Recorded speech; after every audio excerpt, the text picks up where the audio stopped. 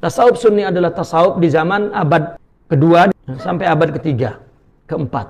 Akhir kedua muncul tasawuf falsafi. Itu secara heuristik. Nah terus sampai kepada abad kelima, di zaman Sidi Abdul Qadir Al-Jilani, dikekalkan kaidah-kaidah.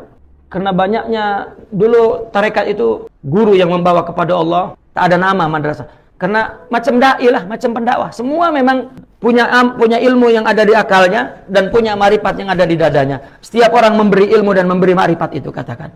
Mulai dari sahabat mengambil dari Nabi, dia mengambil dari Nabi apa yang ada di akal Nabi dan apa yang ada di dada Nabi. Begitulah. Kalau istilah yang mengambil dari akal itu mu'allim, yang mengambil dada yang dari dada Nabi, akhlak, qudwah, menirunya, itu namanya murabbi. Katakan begitu istilah yang kita mudah kenal. Begitu juga tabi'in mengambil daripada sahabat, ya. Sahabat itu murabbi wa mu'allim. Begitu juga tabi'in mengambil kepada tabi'in.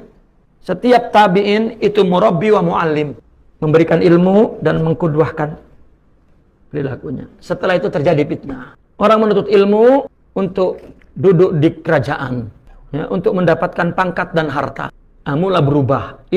Maka ini mu'allim saja. Maka muncullah satu golongan ulama, ya, untuk membalance keadaan itu, maka dia fokus kepada ruhaniyat, ya, maka murabbi. Dan terus berlangsung dikotomi ini, berakhir di bunuhnya Hallaj. Makin problem antara murabbi dan mu'alim terpisah, ada dikotomi.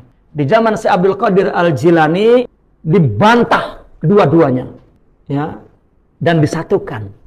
Dari mana Imam Abdul Qadir Jilani ini konsepnya? Dari Imam Al-Ghazali.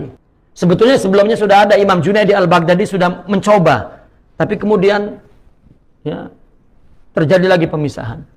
Maka Imam Al-Ghazali, Ihya Ulumuddin, itulah satu hadiah, menilai dan memberi panduan keadaan yang tengah berlaku. Nah kemudian Syekh Abdul Qadir Al-Jilani, ya, membuat satu panduan. Karena silsilah ini beratus-ratus silsilah. Kamu dari guru sepulan ini, sepulan ini, sepulan ini, sepulan ini, sepulan ini, sepulan. Tetapi sudah terpisah-pisah, ada dikotomi. Oleh Syekh Abdul Qadir Al-Jilani, duduk semua di majelisku. Ambil semua dari silsilahku. Ya, meskipun ada silsilah waktu itu 1 dan 2, seperti Ahmad Ar-Rifai, tidak dari Syekh Abdul Qadir Al-Jilani. Ya, orang yang seperti Syekh Abdul Qadir adalah Imam Ahmad Ar-Rifai. Tetapi Syekh Abdul Qadir duluan membuat konsep ini. Ketika melihat Syekh Abdul Qadir Al-Jilani melakukan itu, maka tertariklah, ya, Syekh Ahmad Ar-Rifai. Maka dia pun melakukan seperti apa yang dilakukan oleh Syekh Abdul Qadir Al-Jilani. Maka akhirnya seolah-olah tarekat lahir dari Syekh Abdul Qadir Al-Jilani semuanya. Itu sebab dikatakan beliau Sultanul Auliya padahal Sultanul Auliya kutub itu ada setiap abad, bukan hanya Syekh Abdul Qadir Al-Jilani sendiri di zamannya, seolah-olah yang lain semua di bawah, bukan. Karena yang dijelmakan bukan Abdul Qadir, tetapi yang dijelmakan adalah Muhammadiyah, ya, akhlak Rasulullah SAW.